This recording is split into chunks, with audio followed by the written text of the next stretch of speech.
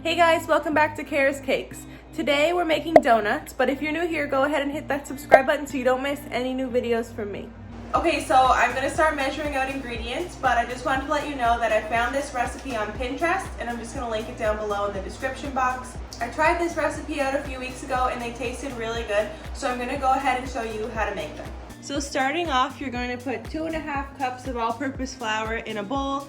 And then you're going to add a teaspoon of baking powder, which I already did. Next, we're going to put half a teaspoon of baking soda in. Next up is half a teaspoon of ground cinnamon, a 1/4 teaspoon of ground nutmeg, and then we're going to mix this up and set it aside. Okay, so for this next part, I'm going to use a KitchenAid mixer, but you can also use a mixing bowl with a hand mixer.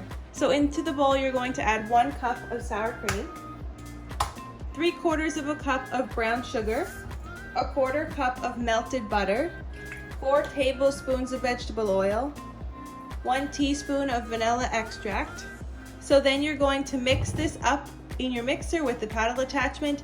Once it's mixed, you're going to add 2 eggs, one at a time.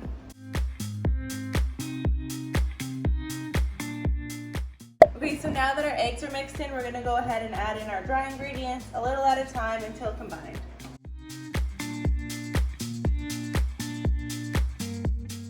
Okay, so now that the donut batter is all mixed up, it's going to be a pretty thick consistency, but I like to scrape it out of the bowl and put it into a piping bag so I can pipe it into the donut pans easier. If you don't have piping bags, you could also spoon it into the pan as well. You'll see that it's pretty thick.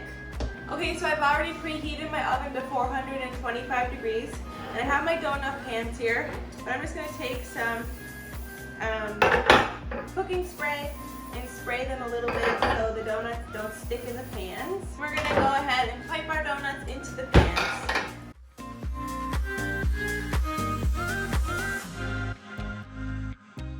Okay, so I'm just squeezing the piping bag, bringing it in a circle, and then it sometimes sticks a little bit, but you can just push it down with your finger. And then we'll go again in a circle and ease off the piping bag, and then just fix the end a little bit.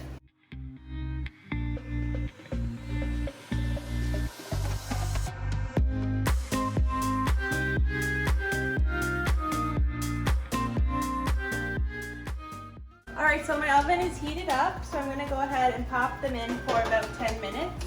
If you notice that they are undercooked, you can definitely leave them in longer, but usually at this temperature, if your oven is the correct temperature, it only takes about 10 minutes. So while we wait for the donuts to bake, I'm going to go ahead and make the glaze.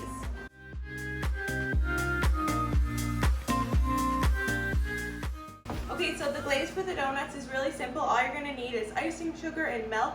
So I'm going to take 2 cups of icing sugar and then a 1/4 cup of milk.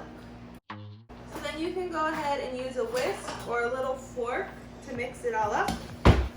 And of course, if you want a runnier consistency, then you can add more milk. And if you wanted it to be thicker, you can add more icing sugar. I like my glaze to be a little bit thinner, so I added a bit more milk because I like to be able to submerge the whole donut without it falling apart instead of drizzling it over top. Now that I have my glaze all ready, I'm going to line the counter with parchment paper and then put my cooling racks on top, because I'm going to be setting the donuts on the cooling racks when they're out of the oven, and I'm going to be dipping them in the glaze right away. Okay, so the donuts are out of the oven. I'm going to go ahead and dump them.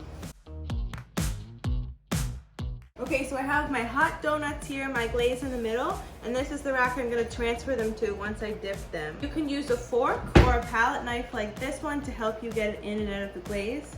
And you can also decide which part of the donut is top or bottom. So I like to use this part as the top of my donut because it looks a little bit rounder and nicer. The other side was the part that was up, and you can tell you can't really see the whole of the donut.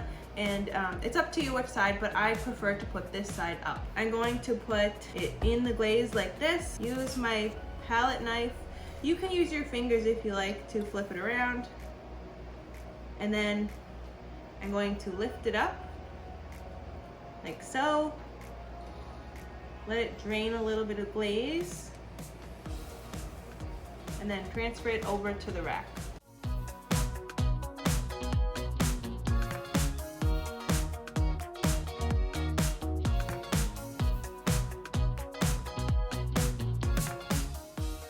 Alright, so now that the donuts are all glazed, I'm just going to leave them here on the counter and let them set completely. While the glaze sets on the donuts, I just wanted to show you this package that I received from Noissue.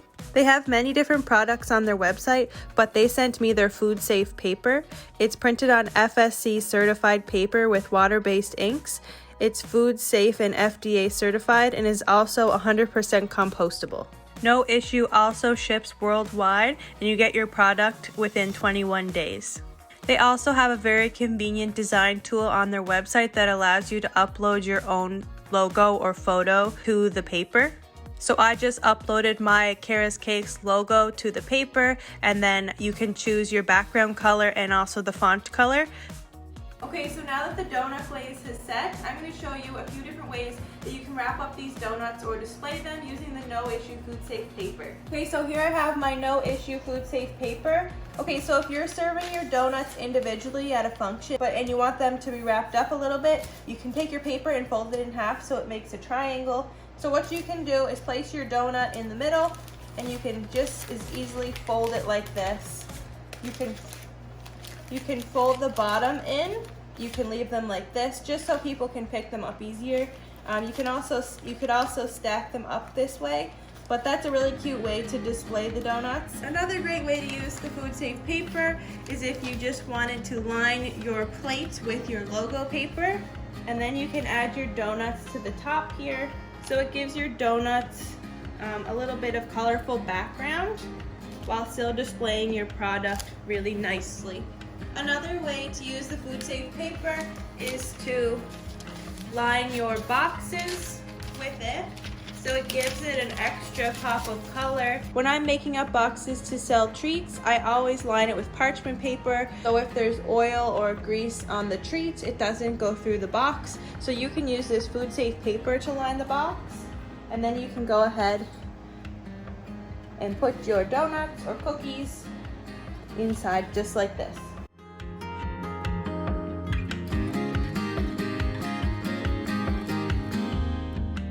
Alright, so that's it for today's video. I'm going to go ahead and try one of these donuts.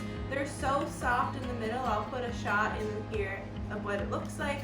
Really soft. So I just want to say thanks to Noissue for sending over the food safe paper for me to try. So if you're looking to add another pop of color to your packaging, but still keeping it 100% compostable, you should definitely go check them out. If you enjoyed this video, give it a big thumbs up. Scroll down to hit that subscribe button so you don't miss any new videos from me. Thanks for watching.